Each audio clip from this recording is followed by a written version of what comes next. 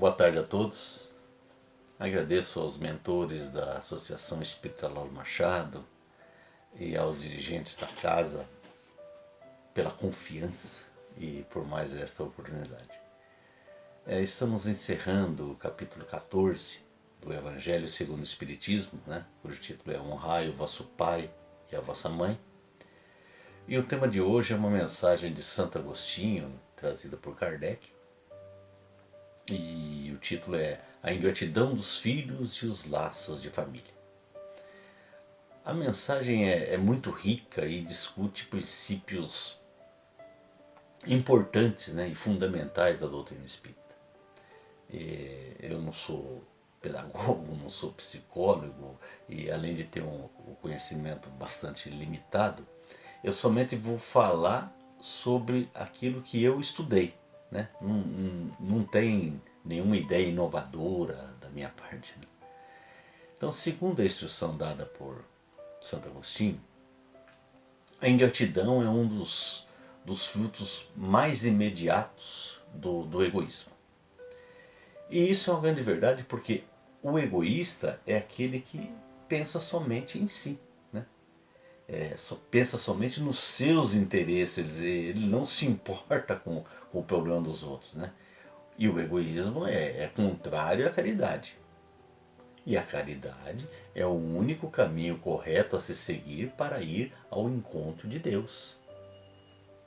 E nós conseguiremos, claro, com o passar do tempo, ser menos egoístas. E principalmente a aprender a não perder a oportunidade de fazer algo de útil em favor de alguém. Porque o bem que fizermos reverterá em nosso próprio benefício. É a simples aplicação da máxima. A cada um segundo as suas obras.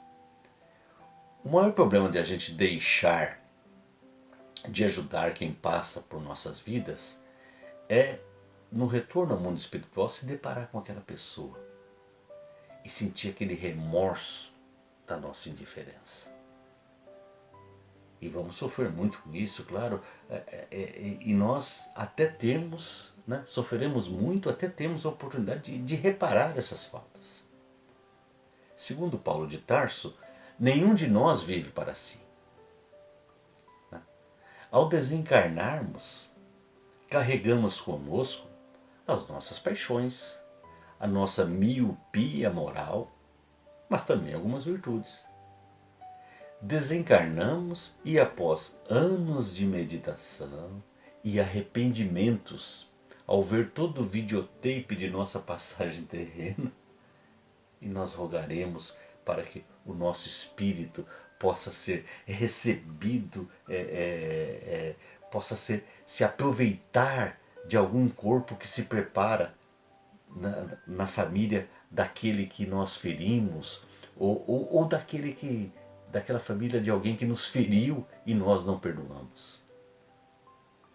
Como diz Santo Agostinho na mensagem, não se pode perder tempo somente reclamando das relações difíceis com o filho ou com algum membro da família.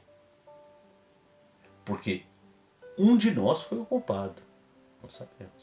Ou pode ser que os dois tenham sido culpados. Cada filho é um novo habitante do planeta Terra. E salvo raríssimas exceções, todo filho é um motivo de grande alegria. Conceber filhos, exercitar a paternidade, exercitar a maternidade é colaborar com Deus na obra da criação. É encaminhar almas para a sucessão de vidas. Veja a importância da paternidade e da maternidade. Até onde o entendimento da gente pode alcançar, nós sempre precisaremos de um lar, de pais e mães que nos aceitem. Desconhece outro modo de se reencarnar, outro caminho para a tentativa de evolução. Pois bem, todos nós carregamos conosco a nossa bagagem, o nosso patrimônio espiritual. E a missão dos pais é burilar essa bagagem, é trabalhar o caráter e a índole dos filhos. Ah, mas não pode ser que os filhos sejam moralmente mais elevados que os pais? Pode, é claro. Pode ser que haja essa inversão de papéis e que os filhos venham para melhorar o comportamento dos pais. Mas esta não é a regra. Na questão 207 do Livro dos Espíritos, Kardec fez a seguinte pergunta. Frequentemente os pais transmitem aos filhos semelhanças físicas. Perguntou Kardec então. Transmitirão também alguma semelhança moral? E os espíritos foram categóricos. Não. Pois os filhos têm almas, ou espíritos, diferentes. O corpo procede do corpo, mas o espírito não procede do espírito. Entre os descendentes das raças, há apenas consanguinidade. Essa foi a resposta. Pode haver semelhanças morais entre pais e filhos, mas nesses casos se trata de espíritos simpáticos, atraídos pela semelhança de suas inclinações. E quando há essa reunião por afeição, estaremos no melhor dos mundos, porque vai ser mais fácil termos famílias unidas e homogêneas, É como você ter no mesmo time de futebol o Pelé, o Neymar, o Maradona, o Messi, o Cristiano Ronaldo, tudo no mesmo time. Aí é show de bola. Vai facilitar o processo de renúncia de um em favor do outro.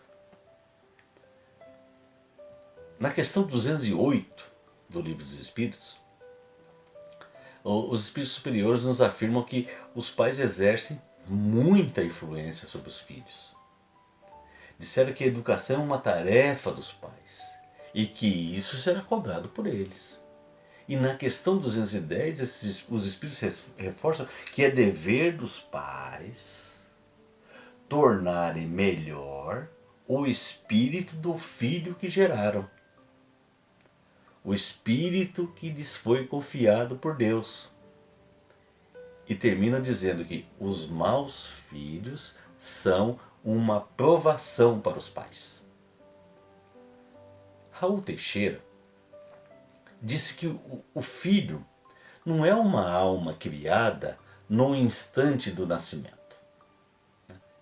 Filhos são livros com várias páginas já escritas. E não somente com folhas em branco, não é um livro somente com folhas em brancos.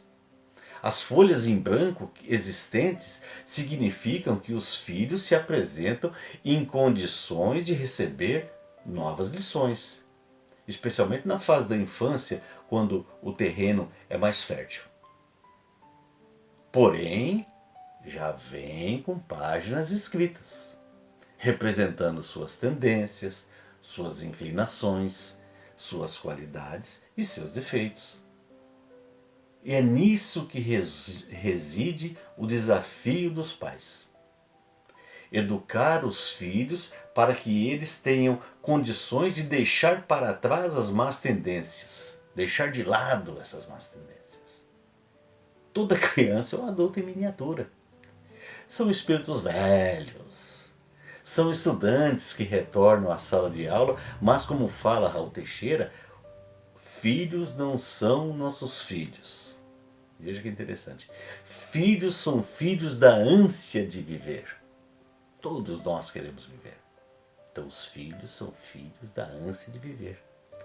Nascem através de nós. União do óvulo com o espermatozoide. Mas não nascem de nós. O espírito não nasce de nós. O nascimento e o renascimento, pela reencarnação, o nascimento e o renascimento do espírito é obra somente de Deus. Deus é o Criador de tudo o que existe. Portanto, os filhos vivem conosco, mas não nos pertencem. Pertencem a Deus, pertencem ao mundo. Quando da formação do feto, toda a bagagem energética do passado do espírito é lançada sobre esse feto. E essas marcas impregnarão este novo ser de acordo com as frequências energéticas vibratórias vividas anteriormente por esse espírito. Ou seja, os filhos são herdeiros de si mesmos. Todos nós somos herdeiros de nós mesmos. Essa é a lei da causa e efeito. A lei da causa e efeito não é de fora para dentro, mas de dentro para fora. Se há sofrimento, é autopunição, não é castigo de Deus. É reflexo das minhas más escolhas do passado. Deus jamais castiga. Nós é que somos herdeiros do nosso patrimônio moral. Colhe-se o que se semeia. É simples assim. O espírito, ao se reencarnar, vem para progredir. É a lei do progresso. A lei do progresso sempre virá. É como o amanhecer. Pode ser que até demore para raiar o dia, mas é certeza que amanhecerá. A ideia do lar, da família, foi pensada por Deus para que, vivendo juntos, pais e filhos possam conquistar o amor um do outro. E isso só é possível por meio da reencarnação. Se a vida fosse uma só, como pregam as religiões mais tradicionais, nós não teríamos essa oportunidade de caminhar na busca do amor, na solução dos ódios do passado, dos ódios de ontem. A família é a primeira escola do espírito. É o terreno fértil para crescer, para realizar suas experiências, para o espírito aprender a perdoar, tolerar, amar. É no lar que aprendemos a conversar. Oi filho, oi filha, como foi o seu dia? O que você fez hoje? Oi pai, oi mãe, o que você fez hoje? Como foi o seu dia? E quando conversamos, quando nos falamos, nós nos aproximamos mais. Sem conversar, sem falar, não há aproximação. Os filhos nos é confiado para que realize progressos morais. Se os pais não se dedicarem aos filhos, teremos filhos órfãos de pais vivos. E isso será cobrado do pai e da mãe. Portanto, nós não podemos rejeitar aquele filho que paga com ingratidão todos os nossos cuidados. É natural que a ingratidão cause revolta. Porém, nós devemos ter em mente a certeza de que não é o acaso que fez o nosso filho assim. Nem é o acaso que nos deu ele como nosso filho. Se há conflito, né, em razão do véu do esquecimento, nós não sabemos quem é o culpado. Se o culpado somos nós, que representamos o papel de pai e de mãe, ou se o outro espírito que nos foi confiado como filho. Chico Xavier diz que quando formos reclamar dos filhos, devemos pensar que podem ser espíritos que nós prejudicamos, que nós iludimos no passado e que hoje estão ao nosso lado, na mesma família, para a devida reconciliação. Diz Chico, a família é a oportunidade bendita de reajustes do passado. Ao invés de rejeitarmos, devemos amar o filho e também ensiná-lo a amar. O lar é o reencontro para as transformações emocionais que se fazem necessárias, sempre sob a inspiração do amor. Lar e família são um laboratório. Quanto mais equilibrado for o lar, quanto mais equilibrada for a família, melhores se tornarão as pessoas que ali vivem. Cabe aos pais educar e evangelizar. Educar é ensinar a prática do bem. Evangelizar é detectar no espírito que nos foi confiado o que ele traz de bom e de ruim. Incentivar e exaltar as suas qualidades e remover as más inclinações. Isso é o que Deus espera de nós, como pais. Desde cedo nós devemos observar os sinais de egoísmo, de orgulho em nós e nos nossos filhos e nos empenharmos para combater esses sinais. Muitas vezes cometemos erros que influem no comportamento dos filhos. E esses mais tarde, por conta disso, podem se tornar rebeldes, agressivos, ingratos. Outras vezes, mesmo os pais tendo despendido sacrifícios, carinho, nutrindo o filho de amor condicional, os filhos se mostram frios e ingratos. Em nenhum dos dois casos a ingratidão se justifica. E no segundo caso, a ingratidão do filho, mesmo depois de ter recebido somente amor, só pode ter explicação em desajustes em desajustes pretéritos desses espíritos. E esses espíritos foram reunidos na mesma família para recuperação, para resgate das faltas. Mas quando os pais têm a consciência tranquila de que fizeram tudo o que deveriam fazer para o adiantamento moral dos filhos e não obtiveram sucesso mesmo assim, não há censura. O desgosto pelo insucesso, apesar de todos os esforços possíveis, será compensado pela certeza de que o ocorrido se deveu em razão do atraso daquele espírito. E que um dia, no futuro, em outras encarnações, em outras eras, o filho ingrato nos recompensará com alguma forma de amor. Deus não nos dá o fardo maior do que nós possamos carregar. Não faz uma prova acima das nossas forças. As fortes provas, as provas difíceis, são quase sempre o indício do fim do sofrimento e do aperfeiçoamento daquele espírito. Em lugar de lamentações, devemos agradecer as provas difíceis, porque é uma oportunidade para nós vencermos e obtermos o prêmio da vitória. É isso. Nós devemos buscar soluções, somar as diferenças e não dividir. Se estamos num determinado grupo, numa determinada família, é porque alguma coisa precisamos aprender e alguma contribuição podemos dar. As provas mais penosas são aquelas que afetam o coração. A ingratidão causa desgostos, e isso é inegável. Mas não devemos nos ater a uma só existência e pensar que Deus quer o nosso mal ou que haja sofrimentos eternos. Não é isso. Nós devemos acreditar na justiça de Deus e esperar com paciência. A família é a reunião de espíritos com objetivos definidos para o progresso. Todos nós temos problemas e todos nós somos espíritos devedores, com resgates a fazer. Como ensinou Divaldo Franco, nós não temos a família que merecemos. Nós temos a família que precisamos ter.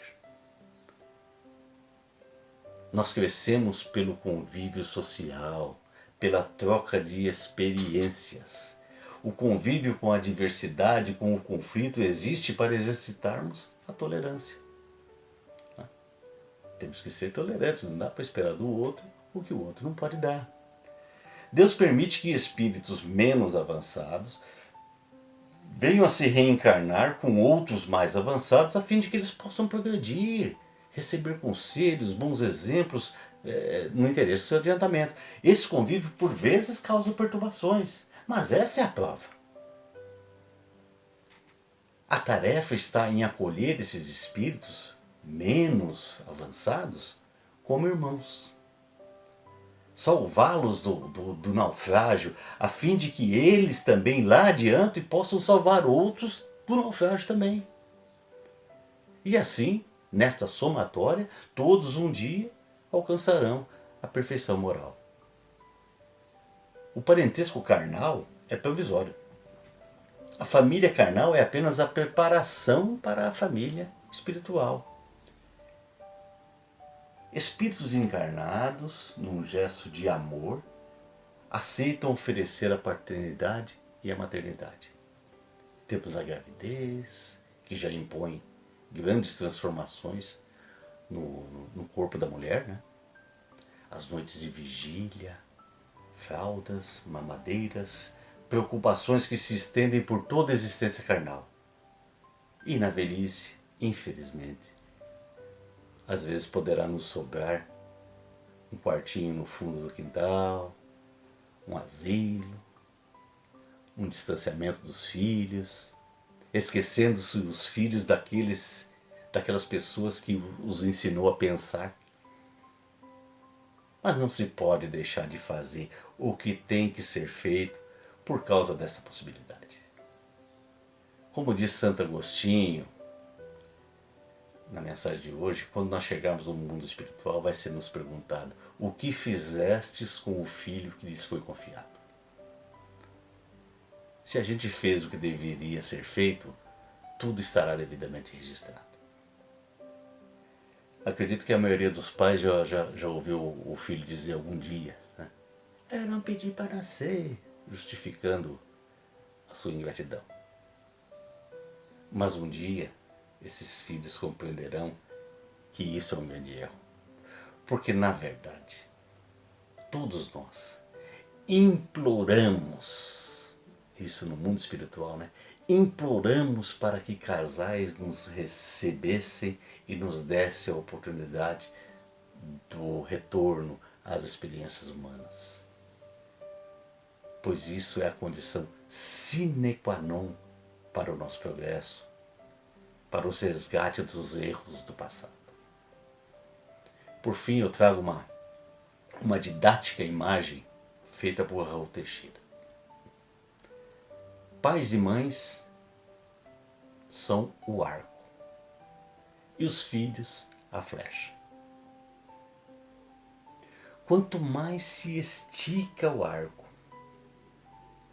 ensinando, educando, conversando, dando exemplos de elevação moral, mais alta a flecha voará. E a nossa missão estará cumprida em relação aos filhos, se conseguirmos colocar uma estrela na ponta desta flecha, para que nossos filhos possam iluminar caminhos por onde eles passem em seus voos.